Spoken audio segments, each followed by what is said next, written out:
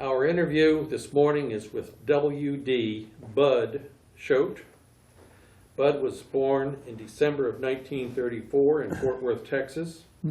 He served in the U.S. Army from September of 1957 until September of 1963. His highest rank attained was E5. This interview is conducted at Burleson, Texas on Friday, July the 30th, 2010. My name is Dale Dexheimer. I am not related to Mr. Choate. In the room also are Milton Gibson and Gary Burton, who handle the audio-visual equipment.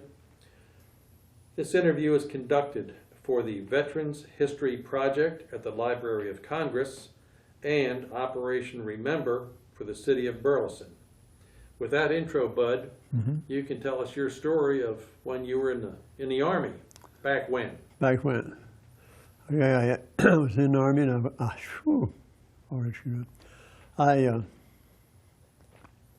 supposed to go to college over in Weatherford, Texas, and I taken some courses, and then I got this letter from Army. They said, "Hey, we want you in our program." I went down there and talked to him a few minutes. I said, "Well, how long have I got to accept this before you were ready to call me?" He said, 30 days. I said, "Well, I'll do something else." I went over and I joined then, and he sent me to helicopter flight school in Mineral Wells, they said. So everything went just fine. Got called, then I got called in by the Army. Went on in, went to Colorado for basic training. And while I was there, I didn't do anything exciting except I went out to shoot for a rifleman. Fell down in the snow and lay there till after it was over with, because that's where the sergeant told me to stay. Got up and had to go to the hospital for a week, had pneumonia. Before I could go, I had to go back to the basic training camp, my cabinet, my building. Get all my stuff carried over to the supply house. Then I could go to the hospital. But anyhow, I got well. Got out of it, enjoyed it. I was in better shape than most people because I'd been roofing houses all summer. Then I went from there to Newport News, Virginia. And they got up there, and I said, "Well, this doesn't look like, what am I going to do this helicopter stuff?" He said, "Oh, you going to work on them?" I said, "That's not what I joined for." And they said, "Well, that's what you got." Okay. So I went to school there for probably 4.5, 5 months. Went down to Dothan, Alabama. Went in there and supply sergeant, and he said, "Choate, W.D." I said, "That's right." He issued all these tools, and I signed for him. I said, "Okay, where am I going to put them?" He just grabbed them up, locked it up, threw them back in the back. He said, "You don't work on helicopters down here, civilians do that." I said, "Okay, what I do?" He said, "Ride around helicopters." That's what I did for almost a year, every day. Well, 5 days, something like that. And then I decided to talk to somebody and let me go to the Air Force Base in Biloxi, Mississippi, learn how to do air traffic control, which I really enjoyed that. Got through that school, and the sergeant come by and said, "Okay, Choate, you're out. You're going to Washington, D.C. to the airport up there, helicopter." Boy, that was plush. Ooh. And I'd been working in the officers NCO club, and I guess it enlisted men. Anyhow, I went in that last night to work, and the sergeant said, "Hey, Choate, come here, man, I got something to tell you." I said, "I don't want to hear you." He said, "You're not going up there, you're going to Fort Worth, Alabama." I said, "What for?" He said, "You're going to train some more." I said, "Yeah." "Who got that?" And he told me. Some guy's wife was raised there, but she couldn't go back down there because she had something, I don't know, some kind of accident. So I got to go to Vietnam for a year, when December, whatever. Stayed over there for a year and a month, 2 months maybe. No, a year and 1 month. Come back and got out of the military. And the only thing exciting happened over there is when the leader, whatever his name was, he and his wife got together, and she owned all the train systems in Vietnam at the time. Everything was in the train business, she owned it, so they say. And they loaded up one day and one night and cut out of there. It almost caused a riot, but we weren't involved in it, so it worked pretty good. So over there and did nothing. I did work for about 3 months on air traffic control, really enjoyed that. And usually it was with people trying to learn how to fly. Except for this one night, this guy called in and said, "Hey, you're going to the tower, not to me." We had a little building outside. He said, "You got anybody to land me down there?" He said, "I got to land." And he couldn't see nothing. Couldn't see across the runway. So he called me and said, "Can you land him?" I said, "Yeah, I guess so. If that's what you got to do, we'll bring him on in." And fortunately, it worked out real smooth. He did everything I told him to, which was unusual for those people. So the ones we were working with were normally, they did what they want to because there's training and all that good stuff. But we brought him in. And next day he called and said, told me I had to go up there and talk to him. I said, "Okay, what I do?" So he goes there and brought me a little present and thanked me for bringing him in and made a smooth landing. When we got out of there, I come back to the United States and get out of service, went to work for General Dynamics for work. I was there about 3-4 months, something like that. And I get everything they started calling. They were talking about calling people in for when the president decided to go to Russia and tell them to take the fence down or something, or whatever like that. The big wall, and he went over to take it down. So I got recalled and had to go to San Antonio, in the company down there. Then, the only bad part about that, I've been giving those other guys bad time because they'd been talking about this for a long time, but no one ever got called up or anything. And I said, "Yeah, you got to be down there in the good old Army base." And I was the first guy that got called out of the Army, out of my whole room there. They really gave me a bad time the last 2 or 3 days I worked there. You know, all in fun. I went down there and lasted down there 9 months, I believe it was, something like that. Played ping pong, pool, and we had I think he was general, I'm not sure what he was. But anyhow, he was in charge of us, and he didn't know nothing. I mean, he'd take us out to marches. Invariably, he'd run us into something because, you know, we all played the game. He used to turn right, and run on people's cars up in the yards. And that was funny. So then I found out they didn't have requirements for my training. So they weren't even authorized equipment. So I went and talked to somebody there at the base. Yeah, they could get you out. He said, "Well, go around and tell the guys in charge of you that you want out." So I went and told him. And he said, "Why do you want out?" I said, "Well, I want to go home." He said, "I could, because you didn't have equipment for me to operate." No, I'm not really sure. And I told him what I thought of him, but they didn't do any good. So, but anyhow, I got out a few months later, and overall, it's all right. And the only thing that happened in Korea that I thought was funny was the last day, or next to the last day before I was supposed to come home, every week, every month, something like that, we had to go file through there and talk to all the officers in there, and they'd ask us different questions. This guy said, "Well, Choate, I tell you what I'll do." He said, "I'll promote you to E6 if you'll stay another year." And I told him what I thought of him too, but then smiled and walked off. It didn't get me any trouble. But anyhow, overall, it's odd, I guess. Didn't get hurt, didn't get shot, didn't shoot anybody. And that's about it. Hilo Flight School. They said you were going to go, but then you never got to go. No. No. Okay. I didn't know it then, but I could have got out. You know, dumb country boy didn't ask. Now, you were not in authority, I guess, huh? Oh, no, afraid not. When you went to Colorado and went through the rifle training, you went to get a marksman's medal or marksman's qualification, whatever. You fell down in a snow bud. Mm-hmm. Did you get qualified? Yes, sir. Even though you never shot? Right, that's right. Okay. You fell down in the snow and they said, "Yeah, Bud Choate can shoot and hit the target." Mm-hmm. Then they took you back to the barracks, or you marched back to the barracks, packed up your stuff, and went to the hospital. Right, stayed there a week. Okay. Record keeping. Yeah. The Army way. Yeah, there you go. Okay.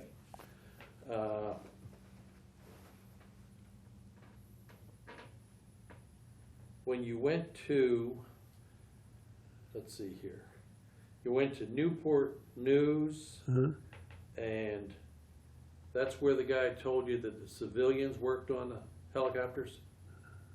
No? Where was that, Bud? I'm I sorry. was in Alabama. In Alabama, okay. I did that before I got out of school. So instead of you working on helicopters, you rode in helicopters. You ride in the back, or you ride in No, the it's front? two-seaters, those little small two-seater planes. Okay. Had a lot of- Where'd you ride? Just Oh, around?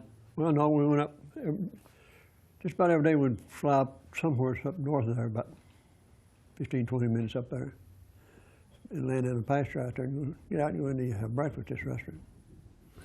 And there was always helicopters landing there. And then pilots got in with some of the farmers around there, and we would go sometime when we were coming back, train, just doing different things with helicopters. We'd go over and shake the pecan trees, because we had a lot of pecans in that area. Knock them on the ground, and sometime we'd land, he'd give us a watermelon or two, call them back. They got told them it. And we had one guy told me that he had learned how to fly, and his officer that he flew with all the time, we flew the same guy, and he would give him, say he flew a helicopter for so many hours, or minutes rather, so they wouldn't go around about an hour, I don't think. So he had enough hours when he got out, all he had to do was go and take tests, and he was a helicopter pilot. And I couldn't get anybody to do me that way, so I enjoyed it. We had one pilot that was really super good. And the first day I flew with him, he took off, thought he was going to run through a tree, and I said, no, he won't run through that tree because he's been there with me. And I think he's trying to scare me. But anyhow, he got up there and he said, okay, he said, you don't move till I tell you to move. I said, all right. Looked up at him, he got his feet on the floor and his hands on the equipment, turned loose everything. He said, be still, don't move. And he'd lean back, the helicopter go up, lean forward, go down. Lean to the left, and go. And he did that probably 10 minutes. Never touched gears, never touched anything. Wow.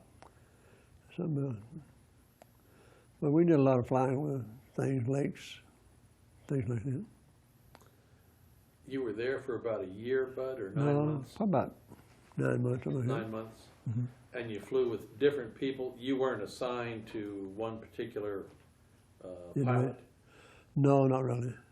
Okay. If you got one you like, you probably, if you work just right, you fly with them all the time. But You ever ride with any that were a little shaky, maybe? no, most of them pretty good pilots. Really? The ones I've always flew with. They had come out of Fort Rucker, I guess? Yeah. Okay. And one time I was going to take a big one. I think we were taking up to Dallas, someplace up to have maintenance with them. And I wasn't in charge of the big ones. I was just riding for the fun of it. And the pilot, co-pilot one, was supposed to check the oil on it. And yeah, nobody checked it. And that was not a good deal. And we landed in somebody's backyard over up in the country out there. You know, kind of the field time. And boy, that pilot come down there cussing everybody out there and said, you know, somebody's supposed to check it all. I said, well, sir, not my job. I'm just here for the ride. He said, well, who's in charge of maintenance? I said, I don't know. Didn't know. You find out he was supposed to, him or the co-pilot one was supposed to check the oil. Us peons didn't say a word. But anyway, nobody got hurt. We landed it, and I think somebody sent some oil out there. We picked up and took off again. Let me back up here just a second, Bud. You said you had this one real good pilot, and if I understand this, he took this helicopter up, the two of you are in there, he took his hands and feet off the controls, and just by moving his body, he could maneuver that helicopter to some extent. Right. No, he didn't go way over, just a little bit. But he could certainly maintain the hover, I guess? Yeah. Were you in a hover? Wow. Well, no, we were flying, You're flying. but he could lean back, make it slow down. And sideways. Yeah, he knew that. He was good. Wow. I'd never heard that before. Yeah. What sort of, when you were there in Alabama, what sort of accommodations did you have, Bud? You obviously lived on base. Were you single? Married. You were married? Were you married when you first went in, Bud? Yeah. Okay. Down there we got a little small apartment in a smaller town on the other side of the base. And the wife decided she would have a baby, so when it time for her to have a kid, we sent her home, and she was when Weatherford had the first boy. And then we come back down there and got another apartment that wasn't covered up. And it's a pretty nice place. You know. One big room, one hallway, and then one bedroom. And the hallway just from their house, from their kitchen outside, and they come and go there. And they had some big cargoes, probably 2 inches, and nice fellas. My wife paid it every time she saw one, but we survived it. Air Traffic Control School in Biloxi. Yes. Was that just for helicopters, Bud, or did they all fixed wing and everything else? Yeah, it really didn't have much to do with airplanes. The school didn't, other than we did get to go out and watch the planned line, stream talk. They, no, all we did was study how to handle them, tell them how to turn left, right, what degrees to land, take off, and that kind of stuff. But as far as us having anything physically to do with airplanes, we didn't have anything to do with that. But on telling them turn left, turn right, what vector, et cetera, Yeah. was that both rotary and fixed wing? No, just fixed wing. Just fixed wing? Yes. Okay. And then, if I understand, you had orders to DC, but the sergeant called you over the night before you were supposed to leave and said there's been a little change in plans here, you're going to Nam. What were you going to do in DC? Be there at the government heliport where all the wheels fly in. And that was choice. That was really plush. Everything was great up there, and nobody ever quit that job up there and even tried to get out of it. They just finished their business right there. That's their tour duty. I would imagine that you had to be a pretty good trooper to be selected for that kind of business. You had to be a pretty sharp guy, or else they wouldn't select you for that kind of service. Yeah, true statement. Okay. When you went to Vietnam, air traffic control, again, was that just helicopters, or did you handle everything that was in the air? Just fixed wings. It was fixed wing. Okay. Mostly fighters. The people, local military was flying in there, local military. They would fly in for training. They want us to land them. And they pretty well followed our instructions, but not totally.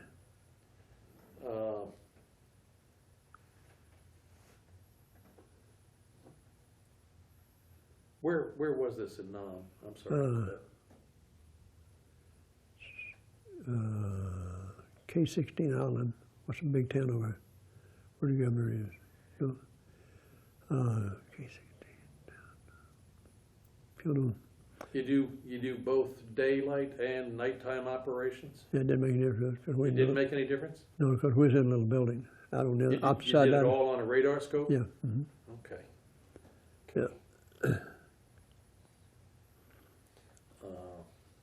What we were really supposed to do was go out in the woods, set up an airstrip. And I'd carry my equipment out there on the back of a Jeep and land them. But we got there one time and something happened, we had to come back in, rained or something like that. And that's the only thing we had to do in the military. And then they let us go there, just got one over and begged them and let us go. And no one would mind. Other than that one plane, airliner, we landed. All the rest of them just did what they wanted to. We'd tell them when to do it. They did pretty well till they got up right. Then they said, now it's time to land. And sometimes they'd follow us.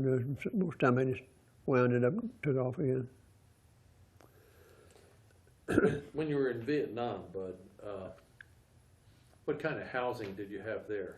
Regular Army barracks. Okay.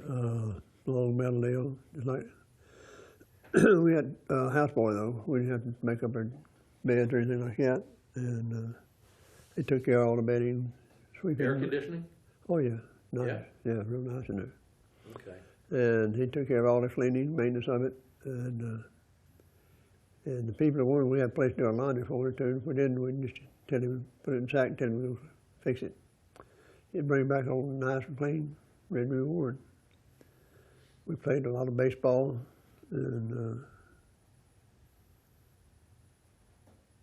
run around up straight down the street, driving around, looking around. Going to movies sometime, but the movies all over stunk so bad, it's tough to survive in there. You know, they eat that kimchi, and it stinks terrible. Well, you ever heard of it? You ever Yeah, heard? yeah. Ooh, A lot of cabbage. Yeah. yeah, rotten eggs and something else. But it's bad news, and it stunk terrible. You eat in the mess hall? Yes. And pretty good food, too. We had no boy there. He was a career cook, and he was a good cook. He seasoned it up good. You ever go out and eat with a civilian population, civilian restaurants? Mm. No? Never did that. Stunk in the restaurants, too. And we weren't allowed to, really, but some of the guys did. But one guy, we had him, he went off somewhere. He ate, finally found a little gal over. I went to church with her, and then we heard when we come back that he'd gotten married to that gal, and he was still there a while. But the majority of us just eat it at the base, or there was another base uptown. The place where we was called, it's called K-16, and it was in the middle of the Han River, if I remember what name of the river. And pretty good sized river. We was out in the middle of it with an airport out there, which was a civilian airport, and we just don't want it in the island. And saw a few people floating down the river. And in fact, I said something about somebody down there one day. There goes another guy, and he said, "Yep." I said, "Well, put him out." He said, "No, no, you know, it's a civilian guy." I said, "No, don't touch him. No, you touch him, you got to bury him." I said, "I'm not touching him." And they let him float. I don't know what to do. These were bodies. They were bodies. dead. Yeah, dead bodies. Wow. And he said he'd probably cross somebody up, you know, either crooks or something like that. And I think I saw 3 in the year it was over.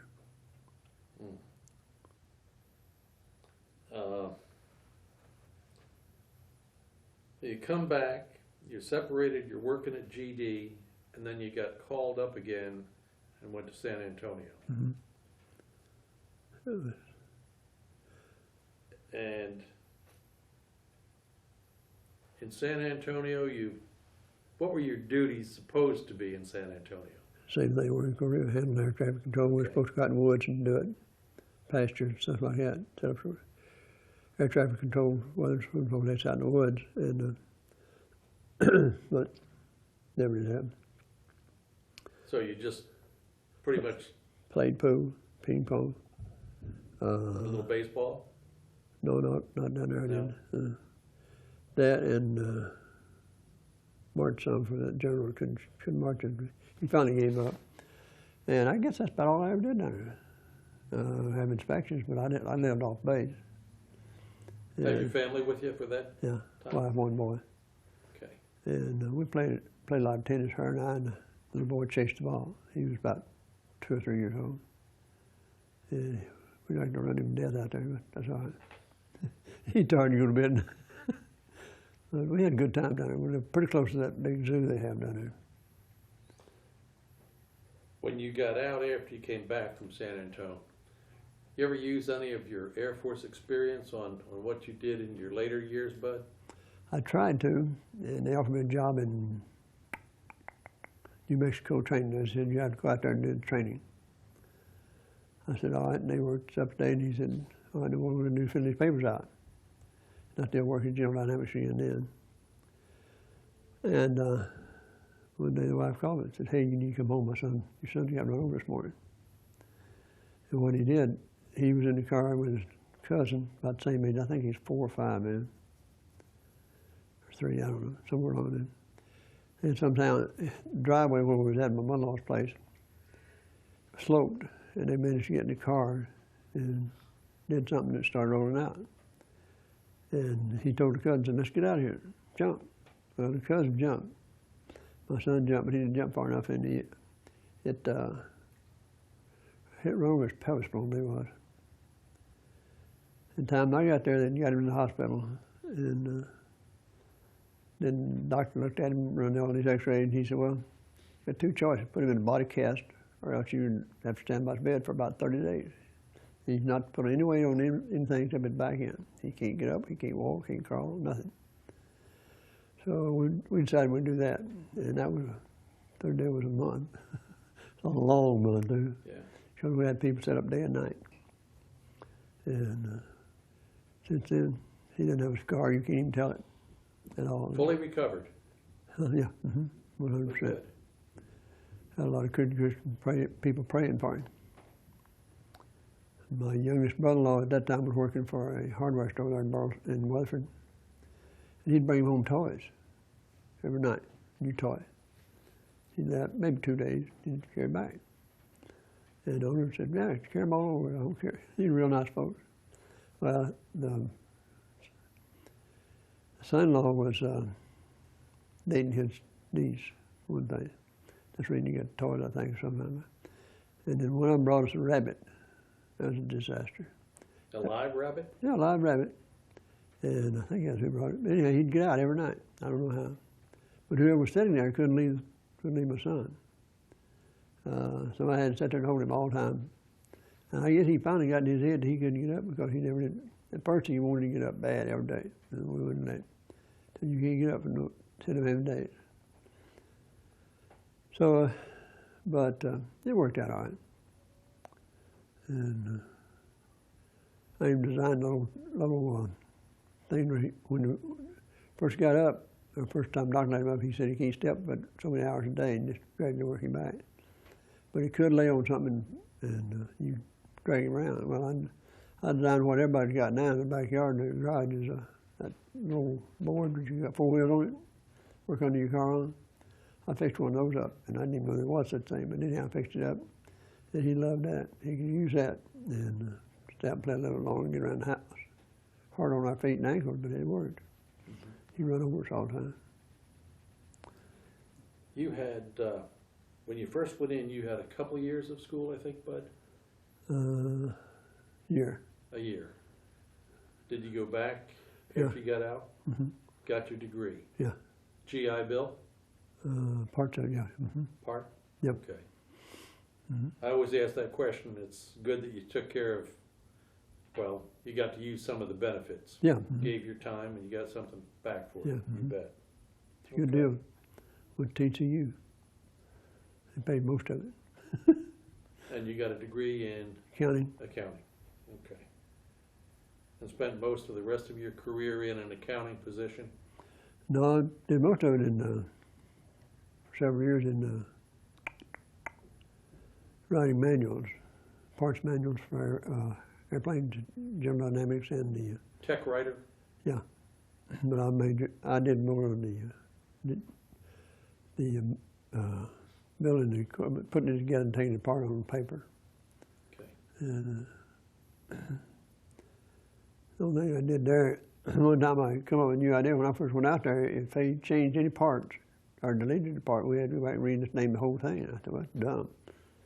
So I figured out, if we could get the boss to allow us to say, just put deleted out beside that number, we'd cost a whole lot less money. So I told my lady that's over me, and I told her, she said, that's not a bad deal. Next thing I know, I hear she got a big check for it, bonus type deal, and I got a thank you for it. But it all works out. Then I went over to the other. Well, we thank you for your time, sir, and coming down telling us your story. Mm-hmm. Everybody has a different story, Bud, and they're all interesting. Yours is very interesting, really. Mm-hmm. We appreciate your time today and appreciate your time in the service, sir. Good, thank you, appreciate Thank it. you. Mm-hmm.